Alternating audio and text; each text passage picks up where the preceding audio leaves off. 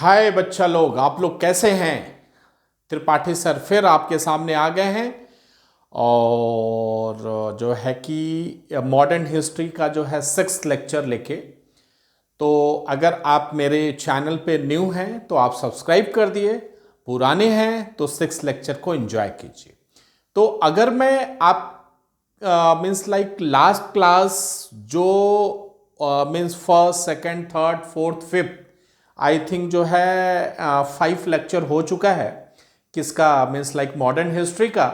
तो अपन ने जो है एंग्लो कर्नाटिक वॉर अपन डिस्कस कर रहे हैं। तो एंग्लो कर्नाटिक वॉर में अपन ने जो है कि Anglo Carnatic war first, Anglo Carnatic war second and Anglo Carnatic war third. तो अपन ने जो है कि कर्नाटिक वॉर फर्स्ट डिस्कस कर लिया था, कर्नाटिक वॉर सेकंड डिस्कस कर लिया था, कर्नाटिक वॉर थर्ड अपन को डिस्कस करना है। एंड कर्नाटिक वॉर थर्ड के बाद से जो फ्रेंच या फिर बोलिए कि फ्रांस और इंग्लैंड का जो मीन्स यूरोप में मीन्स कई जगह लाइक आपस में भिड़ते थे और उसका इम्पैक्ट जो है कि उनके कॉलोनीज में पड़ता था। वो जहाँ जहाँ पूरे वर्ल्ड में जहाँ जहाँ उनकी कॉलोनीज थी तो वो वहाँ भी लड़ना स्टार्ट कर देते थे। तो अगर आपको लास्ट लेक्चर में याद हो कि मैंने 7 ईयर्स ऑफ वॉर बताया था, तो जो 7 ईयर्स वॉर था, एक्चुअली जो 7 ईयर्स वॉर हुआ तो यूरोप में सिलिसिया के लिए, बट उसका इंपैक्ट जो है इंडिया में भी पड़ा। और जो इंडिया में इंपैक्ट पड़ा 7 ईयर्स वॉर का, वो ही जो है कि थर्ड कर्नाटिक वॉर के नाम से जाना जाता है, या फिर आप सिंपली बोलें तो उसको local version of 7 years of war कहा जाता है। तो 7 years of war is very very very important and it's my humble request, अगर आपको 7 ईयर्स ऑफ वॉर नहीं पता है तो आप जाके मेरे प्रीवियस लेक्चर देखें। आई थिंक 4th या 5th लेक्चर में मैंने जो है 7 ईयर्स ऑफ वॉर को पूरे डिटेल में समझाया है कि किस तरीके से जो सिलिसिया के लिए जो है कि प्रूसिया और जो ऑस्ट्रिया थे वो आपस में भिड़े हुए थे। तो सिलिसिया एक पार्ट था जो रिसोर्सफुल था, नेचुरल रिसोर्सेस थे, मेटल्स थे, मिनरल्स थे, सब कुछ था। तो उसके लिए जो है कि लाइक प्रूसिया और ऑस्ट्रिया आपस में लड़े भिड़े थे। फिर बाद में हुआ क्या कि ऑस्ट्रिया को फ्रांस ने सपोर्ट कर दिया एंड प्रूसिया को इंग्लैंड ने सपोर्ट कर दिया। तो यहां से जो है कि प्रूसिया और ऑस्ट्रिया तो अलग निकल गए, बट जो फ्रांस और इंग्लैंड हैं वो बेवकूफों की तरह जो है भिड़ गए, क्योंकि इनका जो है कि पूरे वर्ल्ड पे जो एक डोमिनेट करने का जो एक मींस लाइक एक ख्वाहिश थी, तो ये कोई भी मौका छोड़ते नहीं थे। जहां भी इनको लगता था कि फ्रांस जो है डोमिनेट कर रहा है, वहां इंग्लैंड आ जाता था, जहां इंग्लैंड को लगता था वहां फ्रांस है। तो दोनों एक दूसरे को जो है कि एक मींस एक अपने आप को एक पावर दिखाने के चलते कि नहीं मैं यूरोप में जो है डोमिनेंट कंट्री हूं एंड ऑल, एक दूसरे से भिड़ते थे। तो ये जो 7 ईयर्स जो वॉर था, जो आपका जो है प्रूसिया और ऑस्ट्रेलिया के बीच में लड़ा गया, बाद में ये कॉन्फ्लिक्ट जो है मींस फ्रांस और इंग्लैंड के बीच में हुआ और ये 7 ईयर्स तक चला। इसे ही 7 ईयर्स ऑफ वॉर का नाम देते हैं। तो वो चला तो यूरोप में, बट उसका इंपैक्ट जो है इंडिया में पड़ा, जो है कि थर्ड कर्नाटिक वॉर के नाम से जाना जाता है। एंड उसे हम क्या बोलते हैं, local version of 7 years of war भी बोलते हैं, इसलिए इट्स वेरी इंपॉर्टेंट। तो हम आज जो है कि थर्ड कर्नाटिक वॉर डिस्कस करेंगे। सो पे अटेंशन। और 7 ईयर्स वॉर अगर आपको डिटेल में देखना है तो मेरे प्रीवियस लेक्चर को जाके आप देखें। ओके, सो बी कंसंट्रेट। सो देखिए, अगर मैं डिस्कस करूं जो थर्ड कर्नाटिक वॉर है, आपका थर्ड कर्नाटिक वॉर 1758 से 1763 के बीच तक लड़ा गया। इसे जो है, जैसे मैंने आपको बताया कि इसे जो है local version of 7 years war कहते हैं। अब आपको पता है कि भाई उस टाइम जो है कि ये दो ही थे, कौन, फ्रेंच और ब्रिटिशर्स, यही आपस में लड़ते थे। तो बट ऑब्वियस सी बात है कि ये जो लड़ाई थी ये फ्रेंच और ब्रिटिश के बीच में लड़ी गई, और इस लड़ाई के बाद जो फ्रेंच का एम्बिशन था, या जो फ्रेंच का डोमिनेट करने का जो है एक एम्बिशन था, कहां पे, भारत में, वो सपना जो है उसका खत्म हो गया। और जो है कि एक ट्रीटी ऑफ पेरिस जो 1763 में साइन की गई, उसके बाद से जो है मीन्स लाइक ये कहिए कि भारत एम्पायर पे या इंडिया में जो है कि ब्रिटिशर्स का एक छत्र राज हो गया। फिर अब उन्हें किसी का डर नहीं रहा, फिर वो बंगाल की तरफ कूच कर गए, और फिर बंगाल, वेस्ट बंगाल के बुरे दिन आ गए। क्योंकि अभी तक तो वो क्या थे, फ्रांस से जो है जगह जगह अपने कॉलोनी, जहां जहां दोनों की कॉलोनियां थी वहां लड़ते थे। बशर्ते इस ट्रीटी ऑफ पेरिस के बाद जो फ्रेंच का डोमिनेंट था वो भारत से मीन्स खत्म हो गया। उनका सपना कि हम अपनी कॉलोनी बनाएंगे और उस पर राज करेंगे, डोमिनेट करेंगे ओवर द इंग्लैंड या ब्रिटिश, वो सपना जो है ट्रीटी ऑफ पेरिस के बाद से खत्म हो गया। और ब्रिटिशर्स जो है एक छत्र, या बोले कि पूरा भारत पे अब उनको जो है चैलेंज करने वाला कोई बचा नहीं। इसके बाद वो जो है बंगाल की तरफ कूच किया, या बंगाल के बुरे दिन आए। तो जो थर्ड कर्नाटिक वॉर है ये 1758 और 1763 के बीच में लड़ा गया। और इसमें एक बात ये क्लियर है कि फ्रेंच का पूरा सफाया हो गया, और यहां से जो है ब्रिटिश मीन्स इंडिया में जो है डोमिनेट कर गई। तो देखिए, अगर मैं देखूं कि इस वॉर का जो कॉज क्या था, रूट कॉज क्या था, ये वॉर क्यों लड़ा गया, तो जो रूट वॉज था एक्चुअली 1758 में जो फ्रेंच आर्मी थी अंडर काउंट डी लैली, किसके अंतर्गत, अंडर काउंट डी लैली, उसने क्या किया, इंग्लिश फोर्ट जो मतलब इंग्लिश के कब्जे में था, कौन कौन से दो फोर्ट थे, एक था सेंट डेविड और दूसरा था वाजी नगरम, वाजी नगरम। तो 1758 में जो फ्रेंच आर्मी थी अंडर दी काउंट डी लैली, काउंट डी लैली, उसने क्या किया कि जो इंग्लिश ऑक्यूपाइड, जो इंग्लिश रीजन में दो फोर्ट्स थे, जो कौन था, सेंट डेविड और दूसरा वाजी नगरम, उसको क्या कर लिया, कैप्चर कर लिया। तो भैया अगर कैप्चर कर लोगे तो ब्रिटिशर्स तो समझ ही रहे हो, ब्रिटिशर्स तो फिर जो है रिटेलिएट तो करेंगे। तो फिर जवाब में ब्रिटिशर्स ने क्या किया, now the English become offensive and inflicted heavy losses on the French fleet under Admiral d'Ache at मसौलीपट्टनम। फिर उन्होंने इसका जवाब दिया कहां, मसौलीपट्टनम में। मसौलीपट्टनम में एक्चुअली क्या है कि एक तरीके से ये देखिए कि फ्रेंच का पूरा जो है कि फ्लीट था, एक तरीके से ये मान के चलिए कि पूरा उनका जो है एक पोर्ट, बंदरगाह, पूरा उनका ट्रेड एंड ऑल जो है वहां से चलता था।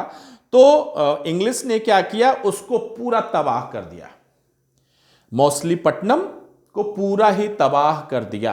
तो ये जो है रूट कॉज बना the war between the French and the English. भाई फ्रेंच आर्मी ने जो है अंडर दी काउंट डी लैली, इंग्लिश जो इंग्लिश फोर्ट था, जो मीन्स इंग्लिश के कब्जे में था, सेंट डेविड एंड वाजी नगरम को कब्जे में किया। उसके जवाब में जो है कि ब्रिटिशर्स ने, इंग्लिश ने क्या किया, उनके जो मसौलीपट्टनम जो फ्लीट था उसको बहुत ही भारी नुकसान पहुंचाया, उसको पूरा का पूरा तबाह कर दिया। तो ये एक रूट कॉज बना किसका, थर्ड कर्नाटिक वॉर का। तो देखिए एक्चुअल में ये तो रूट कॉज हुआ। फिर जो है बैटल ऑफ वॉन्डिवोस लड़ा गया। अब बैटल ऑफ वॉन्डिवोस क्या है, वॉन्डिवोस एक जगह है तमिलनाडु में। तो 2 जनवरी 2 जनवरी 1760 को वॉन्डिवॉस में, जो कि तमिलनाडु में है, वहां पे एक बैटल लड़ा गया जिसका नाम दिया गया बैटल ऑफ वॉन्डिवॉस, क्योंकि वो बैटल जो है वॉन्डिवॉस में लड़ा गया था जो कि तमिलनाडु में था। तो ये किसके किसके बीच था? ये जो है फ्रेंच आर्मी और इंग्लिश आर्मी के बीच में था। अब इसका रिजल्ट क्या हुआ? जो बैटल ऑफ वॉन्डिवॉस में जो ब्रिटिशर्स थे, जो इंग्लिश थे, उन्होंने फ्रेंच का पूरा सफाया कर दिया। ये समझिए कि पूरा सफाया कर दिया। तो इसमें हुआ क्या, जो जनरल आयरे कूटे था, किसका? इंग्लिश का, उसने टोटली फ्रेंच आर्मी को, जो कि किसके अंदर लड़ रही थी? काउंट डे लैली के, उसको तबाह कर दिया, बर्बाद कर दिया। और उसके एक बहुत ही भरोसेमंद आदमी, एक समझिए कि एकदम राइट हैंड, कौन था? बस्सी, उसको अपने कब्जे में ले लिया और उसको अपना प्रिजनर बना लिया। फिर देखिए क्या है कि और मींस जो फ्रेंच आर्मी थी अंडर द काउंट डी लैली, वो तो इस लड़ाई में हार गया बैटल ऑफ वॉन्डिवॉस में, बट वो किसी तरीके से पौंडीचेरी को बचाने में कामयाब हुआ, लेकिन वो ज्यादा दिन तक बचा नहीं पाए। वो टोटली 8 मंथ तक उसको पौंडीचेरी को बचा पाया। उसके बाद उसने क्या कर दिया, जब देखा कि अब नहीं बच रहा है, तो उसने जो है पौंडीचेरी को भी सरेंडर कर दिया ऑन 16 जनवरी 1761 में। उसने क्या कर दिया? सरेंडर कर दिया। तो 8 मंथ के मीन्स संघर्ष के बाद उसने जो है पौंडीचेरी को भी जो है कि सरेंडर कर दिया और टोटली जो है उसने हार मान लिया। ठीक है, फिर देखिए इस जो थर्ड कर्नाटिक वॉर था, इसका रिजल्ट क्या हुआ? इसका रिजल्ट मैंने आपको पहले ही बताया कि ये जो वॉर है, ये थर्ड कर्नाटिक वॉर, ये एंड हुआ with the treaty of peace of Paris 1763। मतलब एक ट्रीटी साइन की गई, किससे किसके बीच में? फ्रांस और ब्रिटिश के बीच में, पेरिस में। कहां? 1763 में, जिसको नाम दिया गया ट्रीटी ऑफ पेरिस। और treaty of peace of Paris का जो मेन की पॉइंट्स है, ये बहुत ही इंपॉर्टेंट है, मेंस पॉइंट ऑफ व्यू से भी बहुत इंपॉर्टेंट है एंड प्रीलिम्स के से तो है ही। तो पहला पॉइंट क्या था कि देखिए, restored to the French their factories in India. मतलब इंडिया में जहां जहां फ्रेंच की फैक्ट्रीज थी, मतलब जो ट्रेडिंग करने के लिए जो मैन्युफैक्चरिंग फैक्ट्रीज थी, उसको रीस्टोर करने की इजाजत दे दी कि भैया आप ठीक है, जहां जहां फैक्ट्री है वो ले लो अपना, और अपना जो है ट्रेडिंग स्टार्ट करो। And the French political influence disappeared after the war. But यह शर्त रखी गई कि आपको जो पॉलिटिकल इन्फ्लुएंस आप चाहते थे, कि मींस भारत में जगह जगह अपनी जो कॉलोनी बनाना चाहते थे, अब वो आपको नहीं बनाना है। तो वो एम्बिशन उनका खत्म हो गया। इस ट्रीटी में ये साफ साफ लिखा गया कि आप सिर्फ अब एक ट्रेड एंटिटी बन के रह जाओगे। आपकी जो भी फैक्ट्रियां हैं भारत में जहां जहां, वो आपको लौटा दी जाएंगी और आपको सिर्फ यही अधिकार होगा कि आप ट्रेड करो। तो आप एक ट्रेड एंटिटी बन के रह जाओगे और आप जो है ना अपनी आर्मी रिस्टोर कर सकते हो, ना मीन्स लाइक आपको सिर्फ ट्रेड एक्टिविटी करनी। तो ये जो है मेन की पॉइंट्स है। दूसरा क्या, चंदन नगर और पौंडीचेरी जो ब्रिटिशर्स जीते थे, उन्होंने चंदन नगर और पौंडीचेरी को क्या कर दिया? फ्रांस को लौटा दिया। फिर they were barred from fortifying them or having troops in them. उनको स्ट्रिक्टली बैरेट किया गया, मना किया गया कि आप जो है अपनी आर्मी या ट्रूप्स अब जो है नहीं रख सकते। They could only have a trading activities. अब आपको सिर्फ ट्रेडिंग एक्टिविटीज करनी है। फिर उसके बाद से thereafter the French like their Portuguese and Dutch counterparts are India confined themselves to their small enclaves and commerce and to commerce activities। मतलब जिस तरीके से भारत में जो पुर्तगीज और डच थे, पुर्तगीज और डच भी आए थे ना, तो जो पुर्तगीज और डच थे एक छोटे छोटे स्मॉल इनक्लेव्स में सीमित हो गए थे, ठीक उसी तरीके से अब फ्रेंच भी एक स्मॉल पार्ट में सीमित हो गया और वो सिर्फ एक ट्रेड एंटिटी बन के रह गया।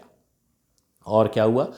द इंग्लिश बिकम, अब क्या होगा, एक फ्रांसी था जो टक्कर दे रहा था, अब वो भी चला गया, तो अब क्या हुआ, the English became the supreme European power in the Indian सब कंटिनेंट। अब इंडियन सब कंटिनेंट में जो इंग्लिश था वो एक सुप्रीम पावर बन के आया। और सिंस जो डच थे वो ऑलरेडी हार चुके थे इन द बैटल ऑफ बिदारा इन 1759, तो जो डच थे वो तो पहले ही इन द बैटल ऑफ बिदारा इन 1759 वो हार चुके थे। तो कहने का मतलब क्या है कि आफ्टर द बैटल ऑफ वॉन्डिवॉस जो है, जो इंग्लिश थे, English became the supreme European power in the Indian सब कंटिनेंट, और फिर अब उनका एक छत्र जो है पूरे भारत पे राज्य हो गया, और वो डिफरेंट डिफरेंट अपनी कॉलोनी बनाने के लिए रेडी हो गए, और इसके बाद वो वेस्ट बंगाल की तरफ कूच किए। तो ये आपका जो है थर्ड कर्नाटिक वॉर है, and it's very important, it's very very very very important. क्या था third Carnatic war? Then 7 years war भी बहुत इंपॉर्टेंट है, जो मैंने आपके साथ डिस्कस किया। वॉर का क्या कॉज था, बैटल ऑफ वॉन्डिवॉस क्या था, एंड देन इस वॉर का रिजल्ट क्या हुआ। So thank you very much. अब नेक्स्ट क्लास में अपन देखेंगे कि भाई मेन क्या कारण था, क्यों जो है कि फ्रेंच जो है ब्रिटिशर से हार गए। तो देयर वर सेवरल रीजंस, तो हम वो रीजन जो है कि नेक्स्ट लेक्चर में डिस्कस करेंगे। So thank you very much. आपने अभी तक अगर हमारे चैनल को सब्सक्राइब नहीं किया है तो subscribe my channel Tripathi sir UPSC वाले। Thank you very much.